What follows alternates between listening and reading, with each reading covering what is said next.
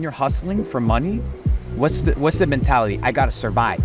I gotta take the scraps. It's me against the world. But that mindset can't apply when you're trying to build a multi-billion-dollar business. You need to start thinking like a boss. It's no longer hustle plays, you're thinking long-term generational kingdom style wealth. So this idea of like your brother's not eating or the people around you not being able to secure a bag because you're so hungry that you need a bag, it's a false mentality. And I see this, all the entrepreneurs that have had some sort of money come up, not all of them, but a lot of them haven't been able to shift their mindset from hustle to boss. So they lose all the business partners that are high quality business partners. They lose all the employees that are long-term legacy employees. Why? Because you're thinking about the quick cash. Once you make your bag, dude, your mindset has to change from hustle to boss.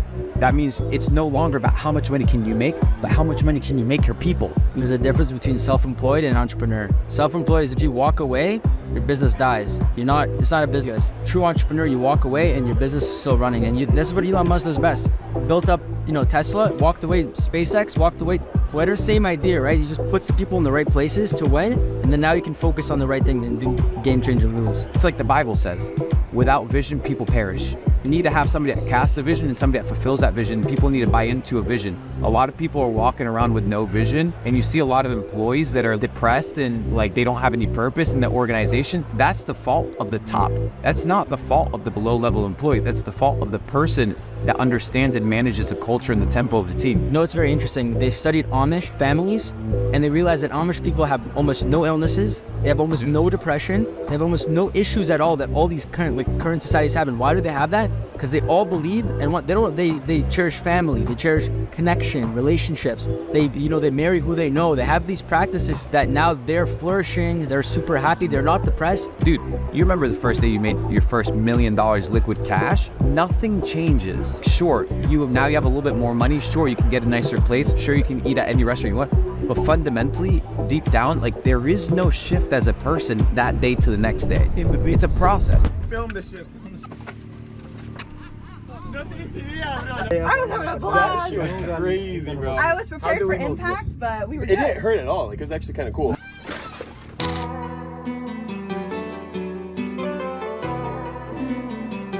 I'm in the trap every day. What? Stay in the trap, get racks every day. She fuck with me now, I told her to lay. My hook in the water, she liking my babe. Ain't saving a hoe, I don't wear a cave. You beef with me, don't think you ever save. I hop in the foreign and drive like a race. We sipping the Henny, I don't need a chase. We dodging the feds and catching no case. I stay in the trap, get racks Hace el abrazo. Me está dando la...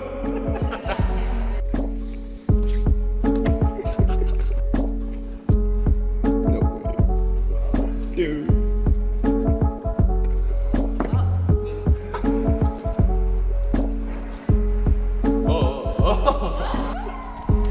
He doesn't know. He's like, what is that? That's arm around.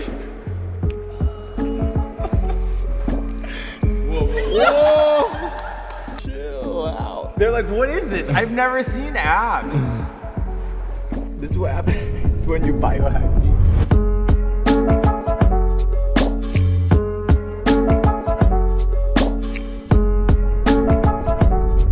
I've talked to some people and they tell me that happiness is just a byproduct of growth. Is happiness something that you can index for and aim to have, or is it just something that happens along the way? You know what I mean? Yeah, so I would say let's talk about the physical and the metaphysical. Okay. So let's talk about the physical. You can biochemically become happy. There's a chemical in your body known as serotonin. It's known as the happy chemical. Most of the serotonin in your body is produced here in your gut. So when you hear things like people saying, trust your gut, they don't stop to think, what does that mean to trust your gut? Your gut operates as a brain, right? So the serotonin that's formed inside of your gut is produced by what? Having a healthy gut. How do you have a healthy gut? Diet. By having a healthy diet. Nutrition. So most of the serotonin is produced in the gut that produces happiness by what? Having a healthy diet. Yeah. So most of you guys would automatically be a lot healthier and happier had you Not instilled eating the McDonald's. ability of having a good diet equating to what? A good gut. That is on the physical side. On the metaphysical side is understanding the beauty and the privilege of the struggle of life. Understanding that you're not here to be happy. You're here to live life. You're here to experience suffering. You're here to experience tribulation. Yeah. You're here to hurt. You're here to experience heartbreak, pain, joy, pleasure, every single avenue, every single emotion. Why would you limit yourself from experiencing that? Why? Because you're scared? You're afraid? You don't know how it's gonna work out? It doesn't feel good? Perfectly fine. But I've come to understand, I've come to realize that the beauty of life isn't in pursuing happiness.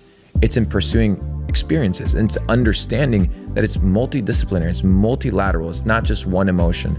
So I'm not in the business of pursuing happiness, I'm in the business of pursuing life. Just wrapped up 48 hours in Dubai, ladies and gentlemen. Absolute amazing experience. From hanging out with the sheik, private zoo, to flipping fucking buggies in the desert. This city has been an absolute ball. It's what I like to call the big playground for adults. If you haven't made your way out to Dubai yet, it's a special place. There's something about these Muslim countries, the level of hospitality, how people move with integrity, how people move with respect. Something that you won't see in the West. It's really something special. It's really interesting. So I appreciate the hospitality that people have shown me here, the level of respect, how people move here with integrity. It's really, really cool to see, and I think I'll be back. Dubai was lit. Off to the next one.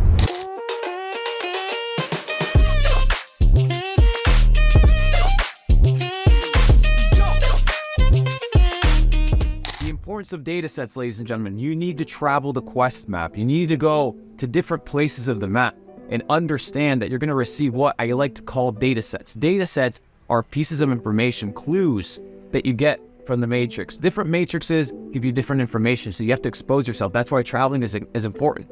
You understand that the essence of being in a cubicle under fluorescent lights, typing on a fucking Excel sheet, that is a tool of the matrix to keep you away from understanding that all of these things are perspectives and perceptions. And the more perceptions and perspectives that you have, different angles, you're going to be able to see a clearer picture.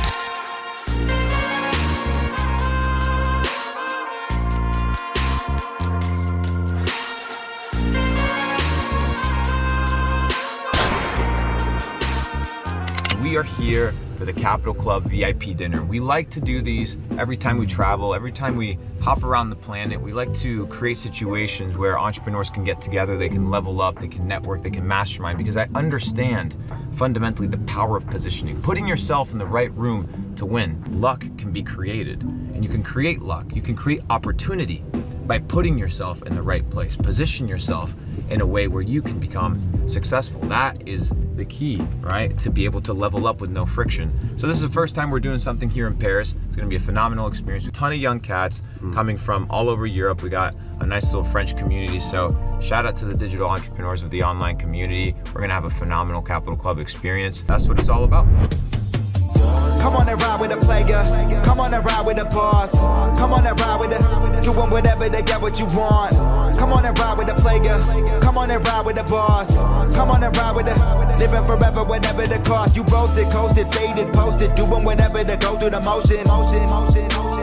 Doing whatever to go through the motion. You roasted, coasted, faded, posted, doing whatever to go through the motion. Yeah, doing whatever to go through the motion.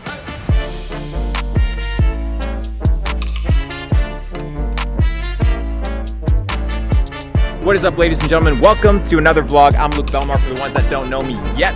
You know, we come from a background of e-commerce, crypto, NFTs, but I'm liking this YouTube thing, dude. I think I'm pretty good at it.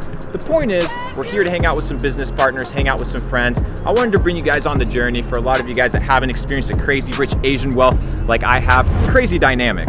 So enjoy the vlog, got some crazy surprises for you guys at the end. Let's get to it.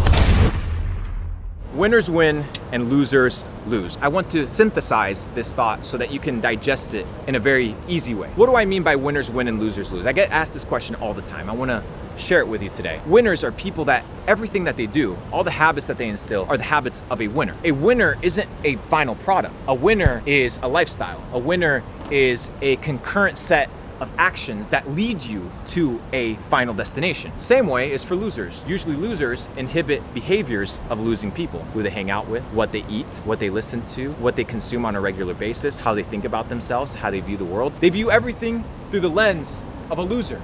That's why they are where they are today. So when people come to me and they're like, Luke, why is my life shit? All I have to do is look at your action. How are you operating, dude? Most of you guys are operating at a 2 out of 10 and you're expecting a 10 out of 10 life. It's impossible. You want uphill results with downhill habits. It's not gonna fucking work, dude. You gotta level up. And that means understanding that if you follow a list of successful ingredients, you're gonna achieve success. Dude, the blueprint's out here. I'm in fucking Singapore, hanging out with billionaires. You don't think they're gonna drop some nuggets of truth and information telling me, hey, this is how the world works. You gotta follow this ingredient list. This is what successful people do. Stay away from this bullshit. This is gonna make you a loser. The ingredient list is out there. You just gotta be paying attention. You don't have to reinvent the fucking wheel. There have been successful people before you. There will be successful people after you. The question is, will you become successful? Will you instill the habits of a winning person? Will you embody the beliefs of a winning individual? Will you cut out the bullshit that makes you a loser? Or are you gonna keep consuming and being like, oh, what's wrong with me? What's wrong with me? What's wrong is you're wrong. Your life is wrong. Everything you do, when the moment you wake up, you self-sabotage. You're setting yourself up for failure. And then you're asking why you suck at life. You suck at life because everything that you do is sucking and draining you away from your fullest potential. Focus on leveling up, motherfucker. Focus on winning. Every single action, everything that you do, focus on winning. Focus on becoming a champion. And you know what the outcome will be? You will become exactly what you put in. You will become the outcome of your actions. You will become the outcome of your decisions. I'm a winner. And I'm not a winner by what I've achieved.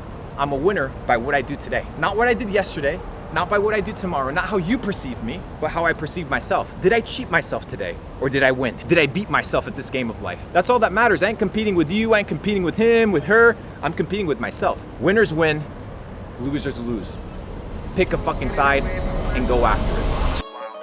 I'ma go get it, they waiting for blessings. I've been taking L's and I lost they lessons. To get the money, I got an obsession. If trap is a sport, then it'll be my profession. To tell you the truth, I don't got no confessions. I don't know why lately I feel aggression. I'ma go get it, they waiting for blessings. I keep taking L's and I lost Very nice, very extreme, amazing skyscrapers, water everywhere. A lot of innovation, a lot of money, a lot of plays.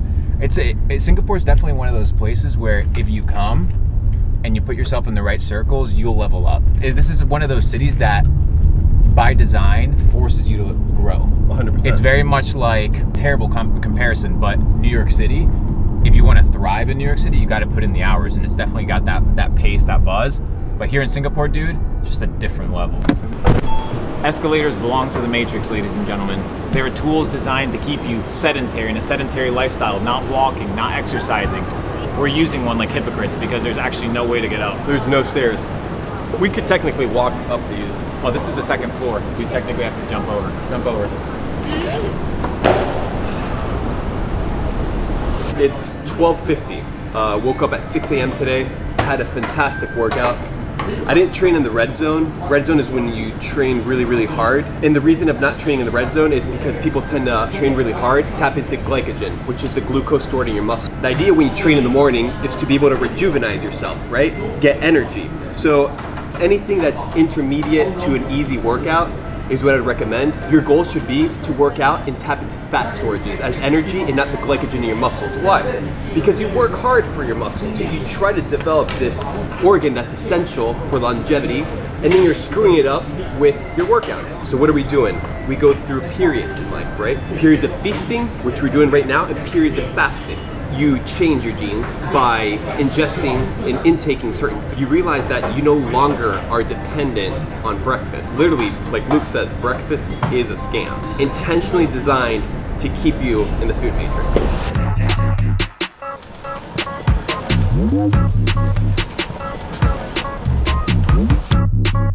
Other side.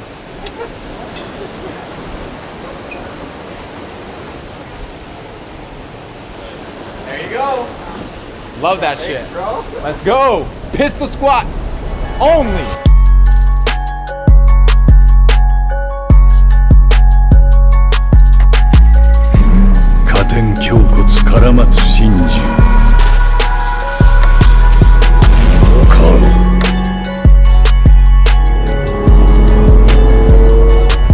I started observing water, right? Its patterns, its movements, its feature, its nature, its spirit. And it's very interesting because as humans, right, we are mainly comprised of water, yet we don't follow the behaviors of water. It's dynamic, it flows. Why? Because when water is still, it becomes stagnant. And when it becomes stagnant, it becomes crystallized. And when it becomes crystallized, It no longer holds its true potential and its true power. So let me explain. What do I mean by this? We are currently in 2022, modern life, and most humans tend to live sedentary lifestyles. Sitting down, going to work, sitting down. Then what do? They go back home, sit down, watch TV, work. How is one supposed to reach his true potential if he is stagnant? That's why I encourage people to start living a more dynamic lifestyle. What do I mean by that? Every hour, 30 minutes, just get up, stretch a little bit, move, feel your body, feel its true power and its true nature, because you'll become like water.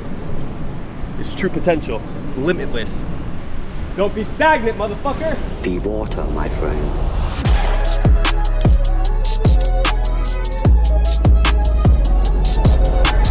It's such a nice watch. It's not about like how expensive it is, Yeah. but for me personally, because I was at the conference, right, and I wore the watch, it's not about impressing someone with this kind of watch, but it's like the people who don't know, they're gonna see, and like people are gonna talk to you, and it's kind of like You paid 14? 17 for this. Yeah, Right now it's totally like worth 22. it. But mine's worth 18.5 now, my iced out one. Wear it tonight. Yeah, I'll wear it tonight. The gold one is nice. Not the price though. What about this one? I dare you to buy it. Motherfucker. Dude, you're officially a gold owner. It's your hedge against inflation. In case FTX rugs you, we should give it to we should give it to Vera. What? Look at how little it is!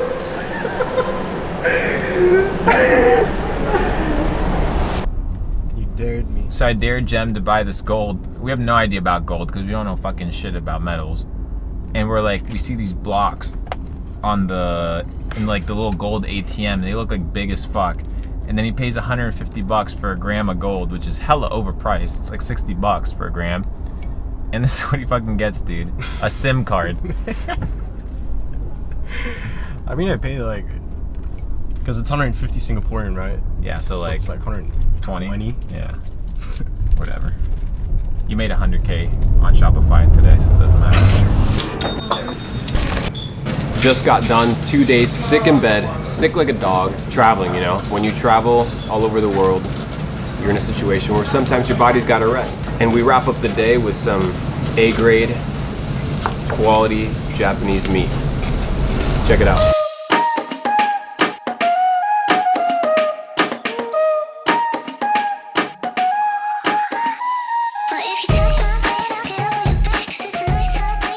Every slice here is about $40 to $50 right here.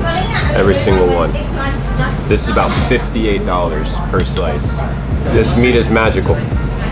Premium quality for premium people. Alright guys, so we're gonna go hang out with one of our buddies. He's bringing his daily watch collection, the pieces that he sports on a day-to-day basis. I think the box is like 1.5 million, nothing crazy. I think his entire watch collection is worth like $40 million, him across a little syndicate of watch trading buddies. But I wanted to show you guys some of the daily pieces that he wears. Asian money, that's the name of the game, that's the style. So let's go check it out. CBDC is not good then. What does it stand for? Central Bank Digital Currency.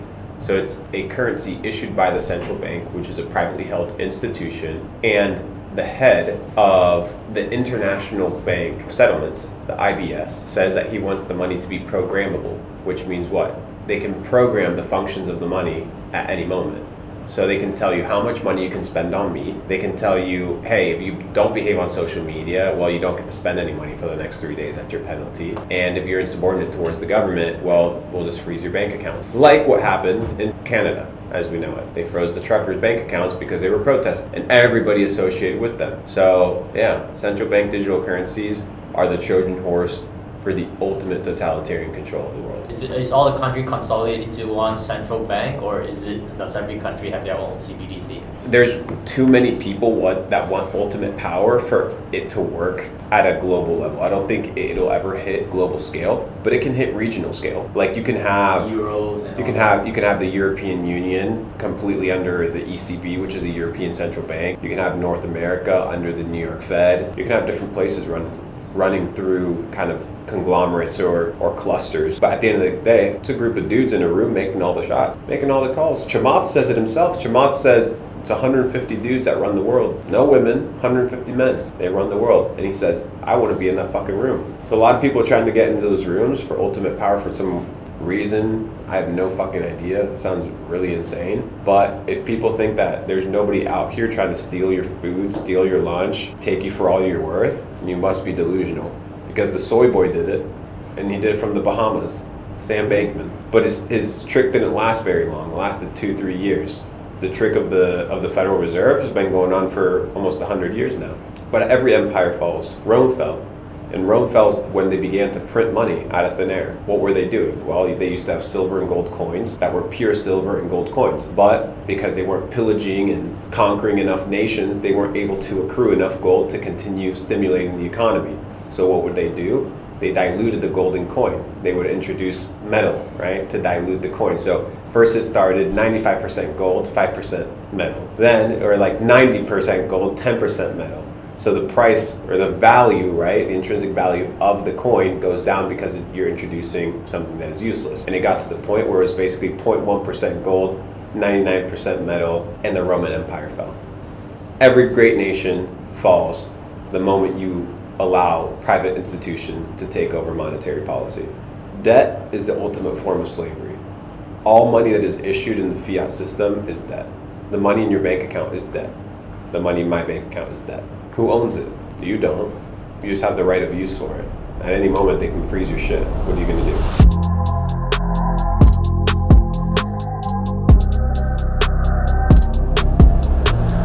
So what does this go in aftermarket? This? The skeleton. I haven't checked recently, but I think it's, I don't know, 400. There you go, ladies and gentlemen. Not in Singapore, but in the US, it's a little Aventador on your wrist.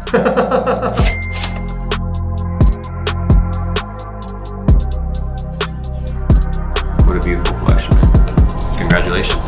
Well, ladies and gentlemen, that concludes the Singapore vlog. I just wanted to bring you guys with me, tag along for the journey, for the adventure. But if you haven't subscribed, make sure you do that already. Give it a little thumbs up, and I will see you guys on the next one. Peace, motherfuckers.